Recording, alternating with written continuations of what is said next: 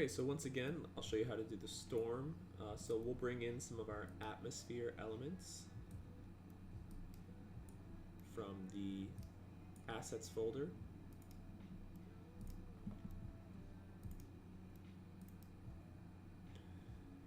And I'll just grab one of these. And it'd be great to use a different one each time so that it's not obviously the same atmosphere each time you use it. So let's find a good section of this footage where it's kind of blowing around. And that seems pretty good there.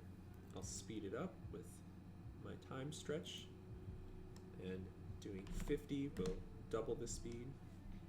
And it looks like it ends, so I want to bring that end just a little further out. Let's see how that's, I'm just kind of selecting the footage. Okay, so that's looking pretty good, so I can scale that way up and drag it up as well. And I want to add my levels effect. And I'll adjust my gamma, center gray to darken it a bit. I'll also go to my alpha and adjust the gamma, alpha, gamma, delta. Alpha channel and adjust the gamma channel. You see, you start to get some weird edges if you go too far with it, so just be mindful of that with the gamma. So you might want to bring down the input white point. And there we can really start to see it coming through. Let me bring it down to like quarter quality just so I can see the motion, see if it's fast enough.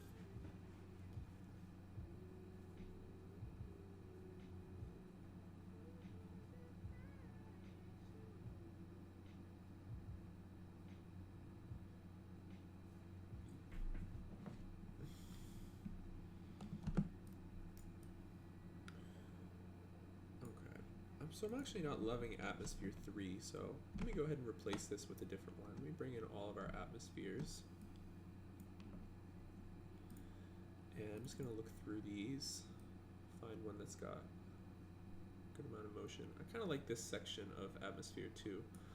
So what you can do to replace this but keep the same effects is if you have Atmosphere 3 selected, and while holding Alt, you drag Atmosphere 2 on top of 3, it'll replace it. And it's also changed the timing because Atmosphere 2 is a little shorter. So just look out for that. And let's see how this plays. So yeah, that's definitely the kind of speed that I'm looking for. Let's start it a little bit later. This is pretty good. Okay, so what's nice is that she's already keyed, so we can just put her in the foreground and she'll appear on top of the atmosphere. Let me go ahead and name these. I'll name this layer Jody. I'll name this lower layer background. And I've got my reference layer here. I'll keep that on the top, but I'll keep it hidden. And I've got my atmosphere, so. Okay, so I'm thinking it's probably too big, you know? It's not looking right. Something's off. Let me check my reference. And I think we need to scale up our background because it seems like she's a little too small. So let me scale this up a little bit. Maybe even scale her up. Actually, I should leave the background the same. Let's scale Jody up some more. Let's bring her to 100. Yeah, there we go. That's feeling better. Yeah, so let's leave Jody at 100 because we matched the camera placement between each of these plates, so we don't want to do too much scaling.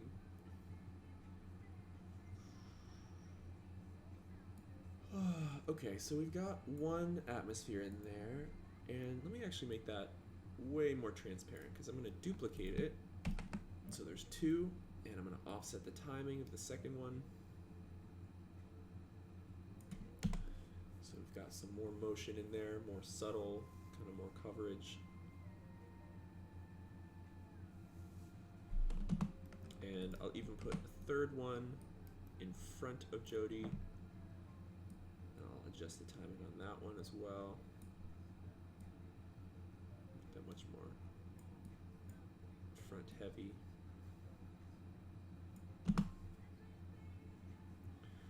Okay, we're getting somewhere. It's almost looking right. I'm going to scale up the foreground a lot more. Move it up. I want to add my directional blur. I'll rotate that direction to 90 degrees so it's horizontal. Just increase my blur length. It's going to be kind of hard to see because your layer is already so hard to see, but maybe just around 10 or 20 would look nice.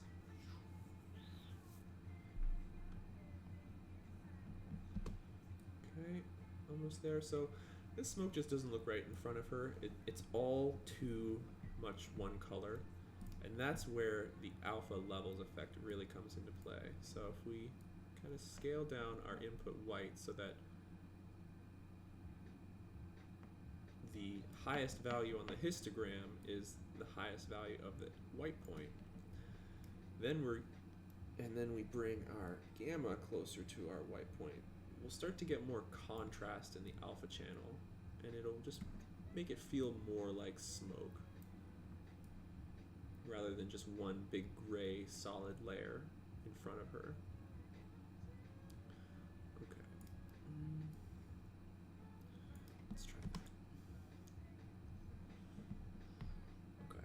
I'm now really seeing my directional blur, I think, too much, so let me bring that down to like 5. Okay.